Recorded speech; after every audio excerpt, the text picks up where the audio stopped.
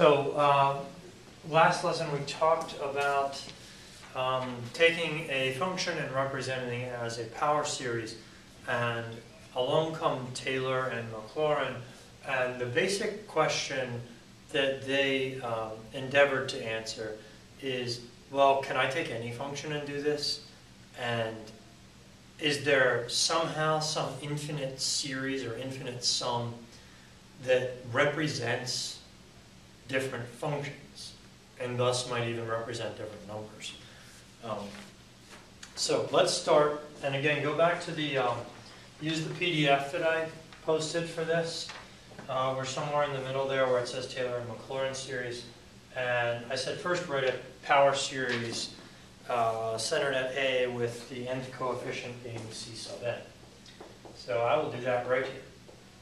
This is C sub 0 plus C sub 1 x minus a to the first, which I will be about C sub 2 x minus a squared, C sub 3 x minus a cubed, on and on and on.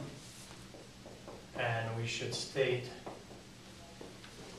that whatever the radius of convergence is, we have to make sure that x minus a is within the radius of convergence. So the question that I posed here is, complete this equation, f of a equals what? And we will build towards something here. So concentrate. F of a, all those terms would be 0, and you'd be left with only C sub 0. So I'm going to file that over here. F of a is equal to C sub 0. Now we move on to, let's take the derivative of this black power series. C sub 1 plus 2 C sub 2 x minus a plus 3 C sub 3 x minus a squared, 4 C sub 4 x minus a cubed. Again, same message about convergence. Okay, so now what's f prime of a?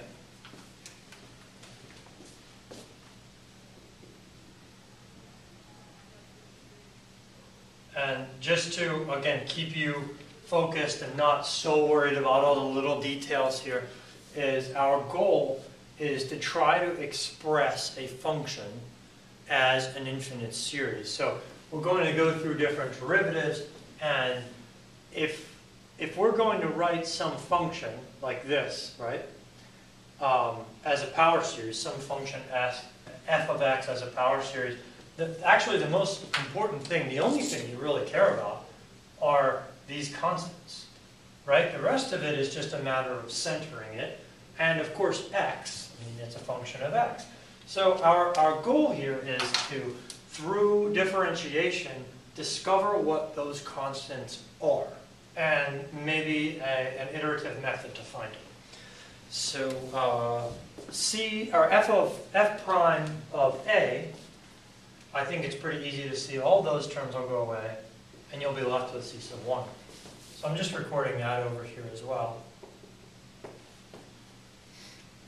Okay, now I want you to do this for the second and third derivatives. Okay, so I'm not going to write the second derivative all the way out here. Well, maybe I will, actually. I'll write the second derivative out. The third derivative I'll write on as well. But I want you to hit pause and do this for the second derivative and for the third derivative, and find f, not f of a, not f prime of a, but f double prime of a and f triple prime of a. After you do that, what I want you to do is try to figure out what would it be for the nth derivative. Okay? So do that, hit pause. It might take you 15 or 20 minutes to really seriously think about this and compute. So go ahead and do that. Okay, hopefully you have done that now. I'm going to write my second derivative out.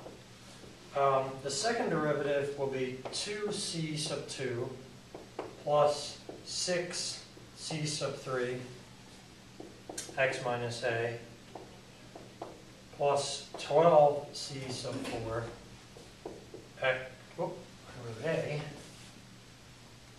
x minus a squared, and that's enough. And the third derivative, I'll pause here for the second derivative evaluated at a, should be just that term, 2c sub 2.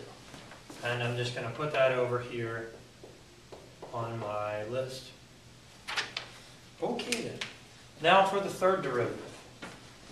Third derivative will be 6c sub 3 plus 24c sub 4 x minus a to the first plus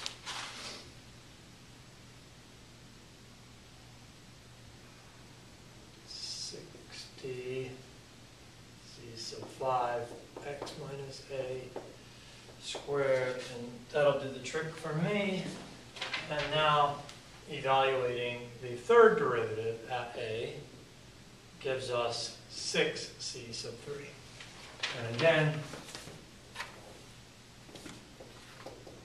f triple prime of a is equal to 6c sub 3. Now, to refocus you, you might be like, what the heck are we doing? Hopefully you are. Either A, you're thinking that way, or B, you're thinking, no, I know exactly what we're doing. But what I don't want you to do is just sort of passively move along and do all these computations like a little robot. Our goal is to find C sub 0, C sub 1, C sub 2, C sub 3, and eventually find an expression for C sub n. Because if we can find an expression for C sub n, then we have just necessarily found a way to express a function, f of x, as a power series, because we know what constants go in these little red boxes all the way along. So our goal is to find what is the nth constant, effectively. And our method of doing this, and I'm sort of slowly revealing this to you, because I didn't want you to necessarily know exactly, and I wanted you to hopefully try to look at this and figure out what that constant was. By writing this in terms of derivatives evaluated at a, there's hopefully a pattern that you see here. If I could list one more, notationally, by the way, once you get past 3 little tick marks for primes, you just put the number in parentheses, and that's there to indicate the blanketh derivative. In this case, the fourth derivative evaluated at a would be 24c sub 4, and if you're wondering where that comes from, of course it's right there. Now, what I'd like you to do is think about, like, where do these numbers come from? There's 1, there's 2, 6, 24. Just give that a thought. Maybe hit pause again and think through that if you haven't already gotten there. Okay, and I'm going to show you here. Look at this first, where are we? Let's look at C sub 3 through this process. C sub 3 begins as C sub 3. When this derivative is taken, it's now 3c sub 3, because the 3 came out in front from the derivative here. And now we have, again, we're following c sub 3. We have 3c sub 3's. Next step, we have 6c sub 3's. Think about this 6 actually as, well, 3 times, there used to be a squared here, 2, right? And actually, if you think about c sub 3 originally, it's really like 1c sub 3. So that's 1. That's where it becomes 6c sub 3. Let's now follow c sub 4. C sub 4 up here, I haven't written, is 1c sub 4. Then it's 4c sub 4's. Then it's 4 times 3 c sub 4's. Then it's 4 times 3 times 2 c sub 4's. This hopefully is sounding to you a lot like a factorial. And that's the big conclusion, is the nth derivative evaluated at a is equal to n factorial c sub n. And from there, we can solve for c sub n. Let me write that right in here. So this is the big deal.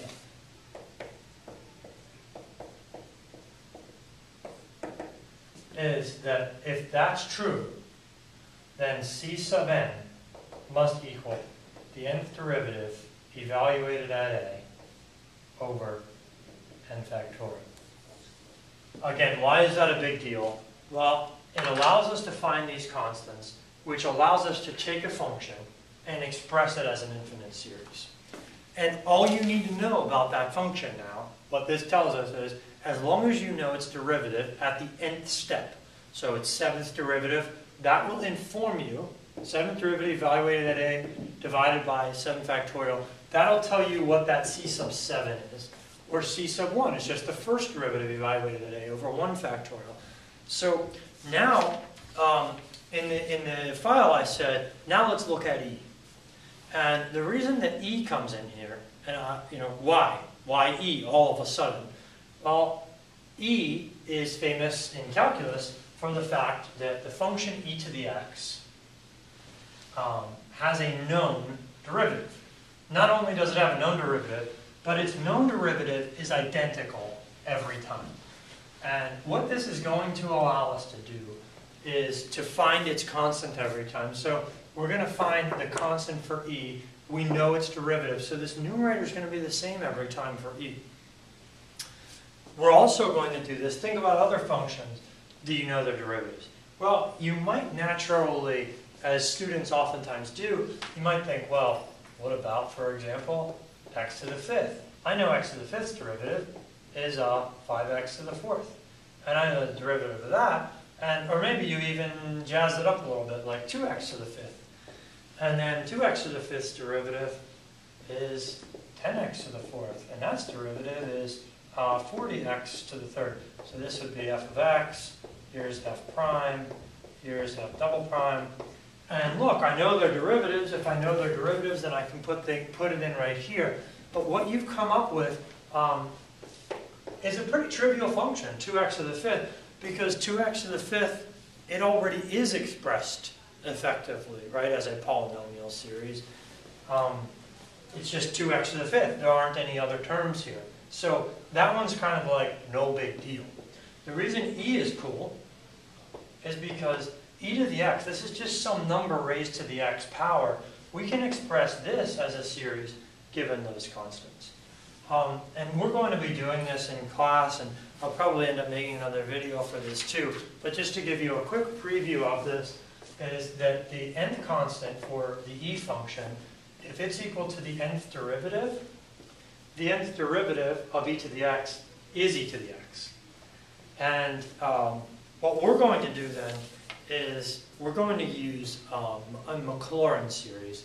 And so Taylor series is this general thing that we just came up with. And actually, I didn't even write out a full Taylor series. So let me write a Taylor series for a function. The Taylor series would be, if a function can be written as a power series, the function would be equal to the infinite sum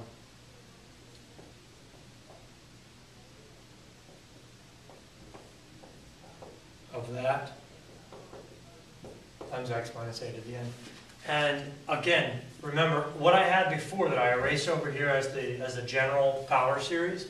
We had a c sub n in here. We had a c sub 0, a c sub 1, a c sub 2. That whole thing has been supplanted by this expression for c sub n. So Maclaurin comes along and said, well, how about if we center the thing at 0? So instead of f, the nth derivative of f evaluated at a, at x minus a to the n, Maclaurin series says, let's do the same thing,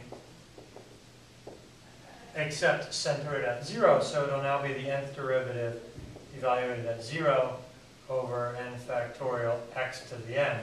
So now we don't have to worry about that centering thing. We're just going to develop a Maclaurin series for E. So sorry for that little tangent there.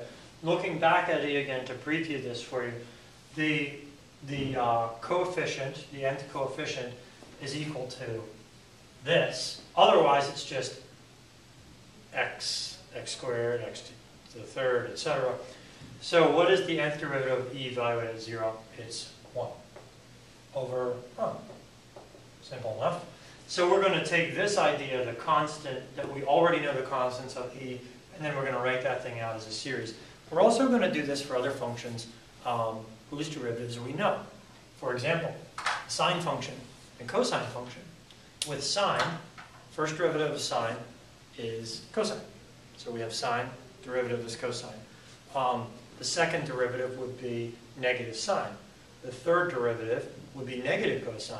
And the fourth derivative would be sine, which is back to our original function. So we will use as leverage the fact that we know that sine's derivative is cyclical. So it has that 4-part repeating pattern. And we'll write a power series to represent sine. So we're going to take e and sine and cosine and tie them all up into a really magnificent idea that results from all those. So we will do that in either in person or in a future video.